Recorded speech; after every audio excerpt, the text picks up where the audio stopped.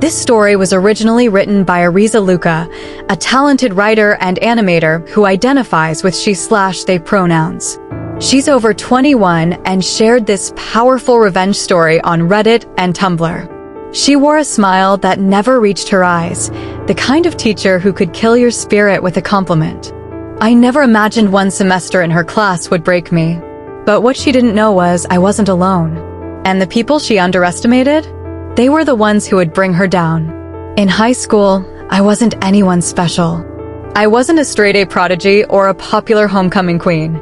I was just me, quiet, observant. A kid who preferred the company of books over people. I had a small circle of friends, teachers who liked me, and a schedule that balanced sports, academics, and my favorite hobby, writing. I was on the student newspaper. We weren't the kind of club that just put out a school bulletin. We won awards. Real ones. State-level recognition. My advisor pushed us hard, but he believed in me. And I believed in myself. Until junior year. Second semester, I was assigned to a new English class, classical literature. As someone who had already read the Odyssey, Oedipus Rex, and Antigone for fun, I was excited. Greek and Roman mythology were my jam. But then I met Ms. Umbridge. Her real name wasn't Umbridge, of course. But if you've read Harry Potter, you'll understand why the name fits. Perfectly. She was young, late 20s, pretty, and always smiling. But not the warm kind of smile. No, this was the smile of someone who enjoyed control. Who enjoyed watching people squirm under it. I didn't know it yet, but Ms. Umbridge had already decided she didn't like me. Our first assignment was a literary analysis of Homer's The Iliad. I poured my heart into it, applying what I'd learned not just in English, but also from my journalism experience. I was confident, maybe even a little smug. So when I got my grade back, AD, I laughed. Literally. I thought it was a mistake, a misprint. I looked around, waiting for the just kidding moment. But the mark stayed. No red ink. No detailed notes. Just one word, uninspired. I was stunned. I approached her after class, expecting clarification. Maybe even a quick apology. Instead, she smiled and said, "Your analysis was uninspired. Come back during study hall if you want to learn how to fix it." So I did. I showed up during study hall the next day, thinking she'd walk me through what I'd done wrong. Instead, she spent nearly an hour talking at me. Not teaching. Not helping. Just belittling. She told me I clearly didn't understand literature. That my interpretation of Achilles' moral conflict lacked depth. That maybe honors English was above my skill level. I left that room humiliated. Tears in my eyes. Confidence in pieces. That night, I told my best friend everything. She wasn't just a good student, she was ranked #1 in our class. Future valedictorian. Sharp as a razor. And most importantly, loyal. She was furious. When the next paper assignment came along, she sat with me for hours. Line by line. Paragraph by paragraph.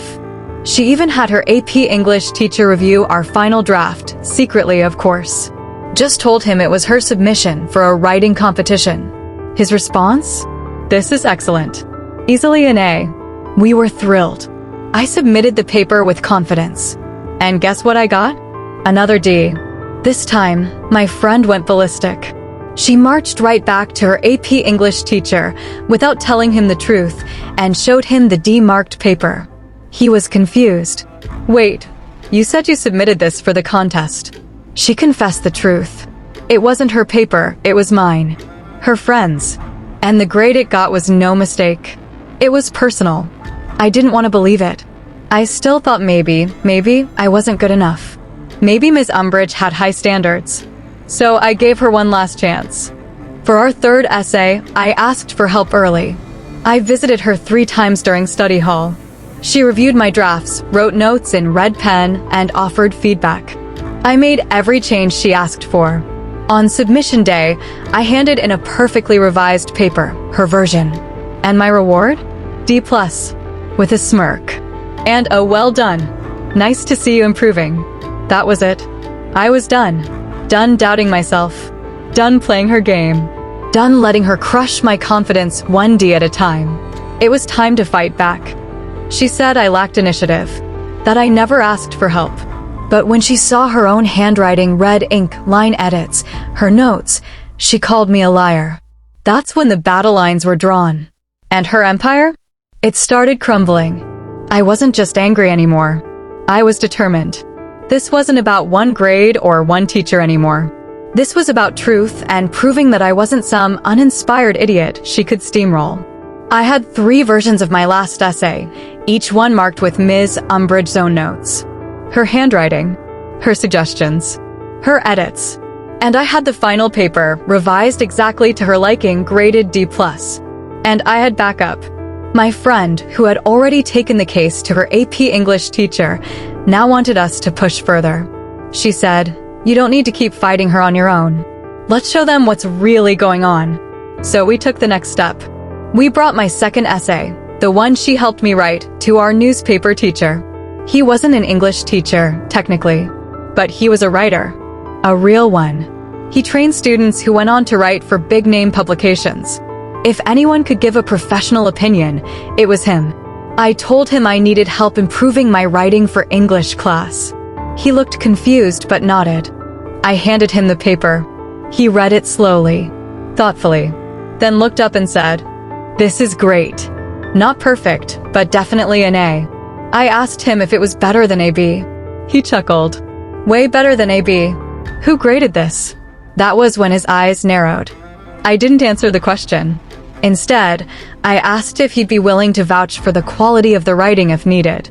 He nodded, still confused. The wheels were turning. At this point, I knew I couldn't just go to the school counselor or principal cold.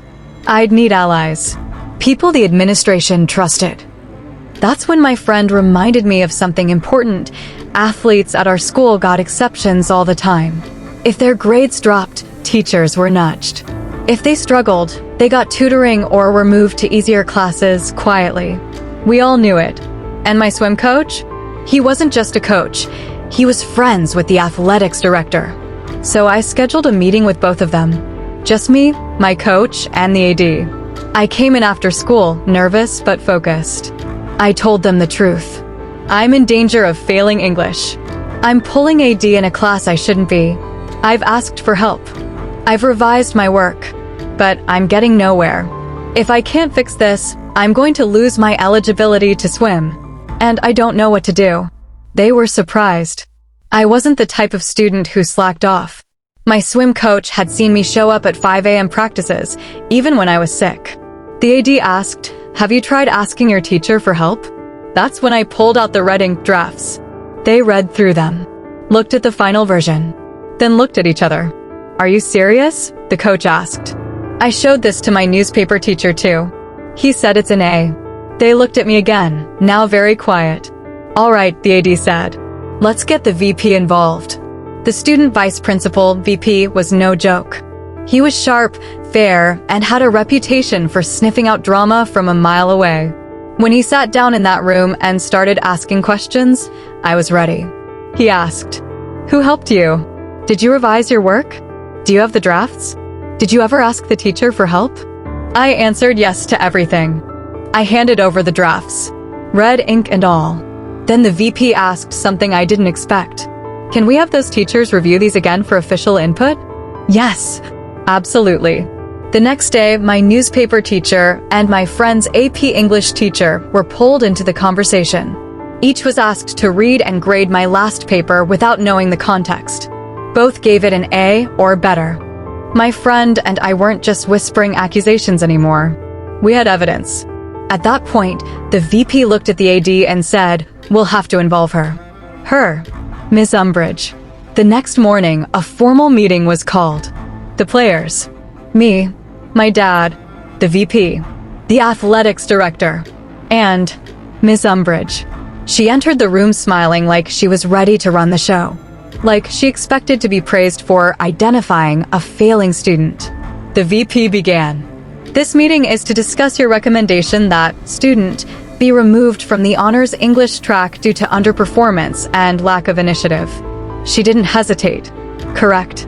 He lacks aptitude for the material. I've tried helping, but he has shown no initiative.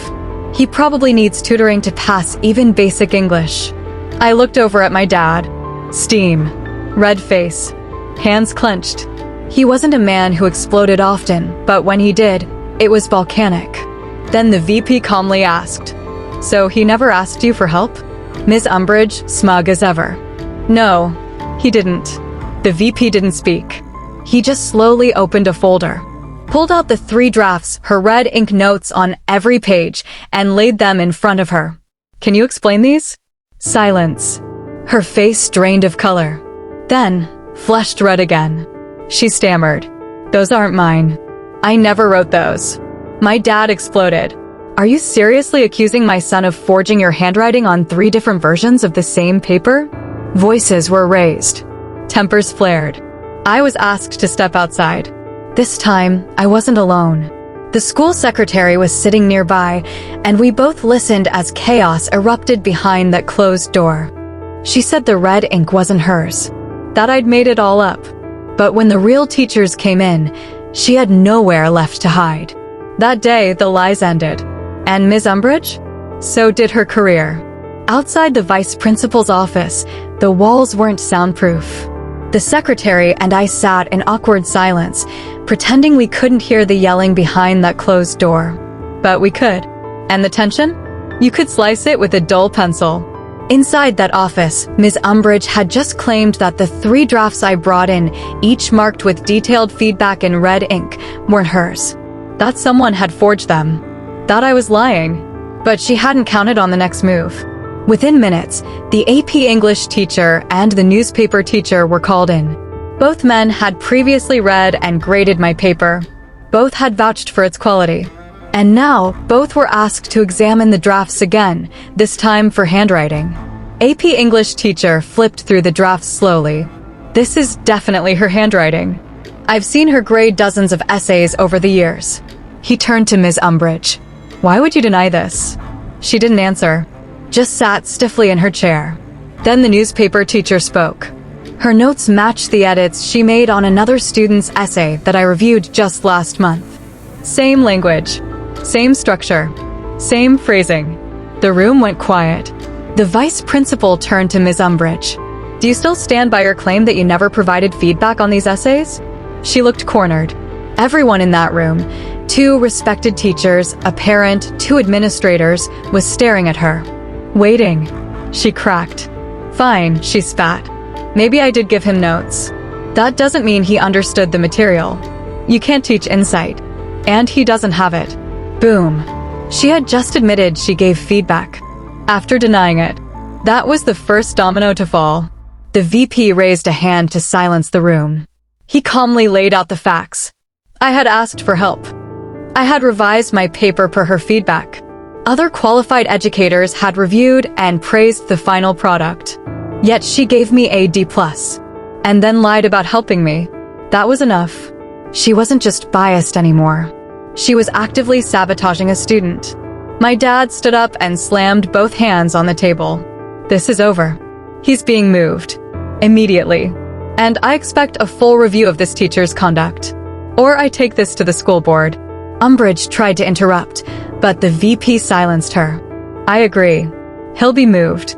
Effective immediately. That's when he looked at her with steel in his eyes.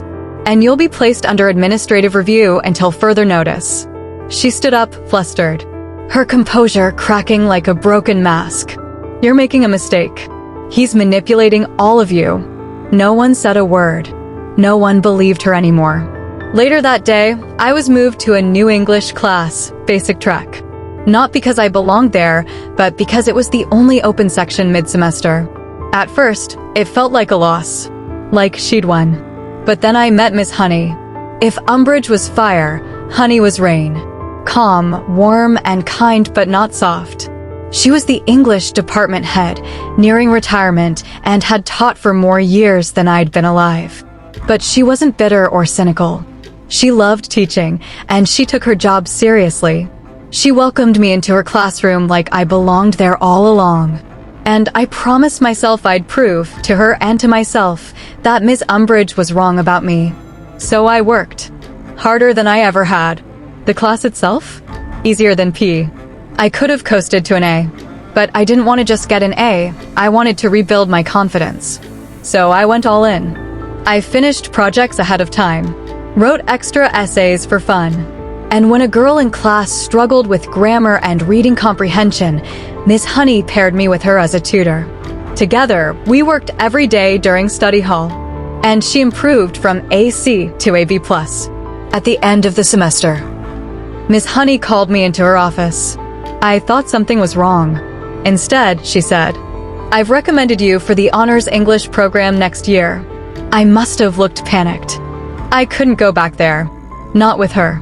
She smiled. "Don't worry. Ms. Umbridge won't be teaching next year. She's leaving." I didn't ask why. "I didn't need to," she added. "The school placed you in my class intentionally. They wanted a second opinion." I froze.